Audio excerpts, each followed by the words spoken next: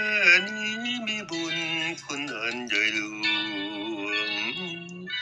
ที่เฝ้าห่วงลูกตะลำเมื่อยังนอนเปรเมื่อเราเฝ้าละเห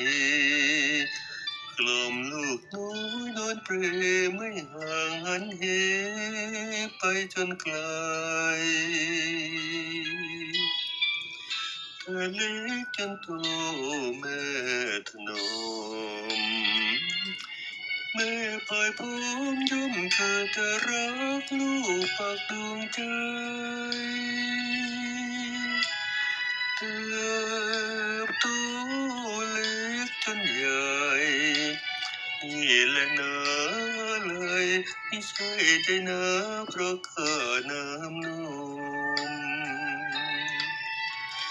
คุณคิดที่นิดให้ดีข้าน้ำนมแน่นี้จะมี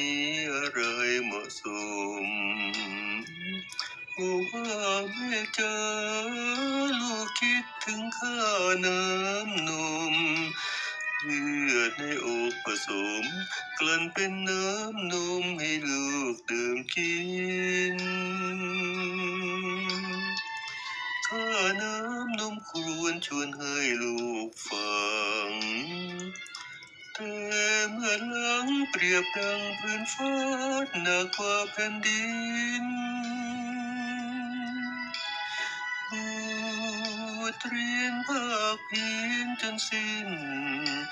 หยุดดึงน้ำนมกินทดแทนไม่สิ้นพระคุณแม่เอ๋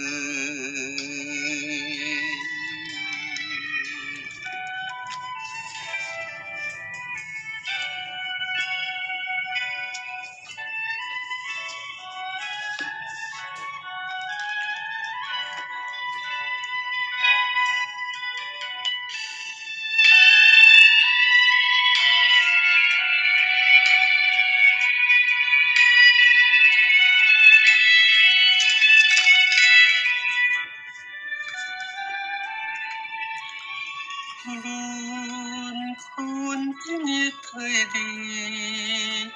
ข้าน้ำนมแม่นี้จะมี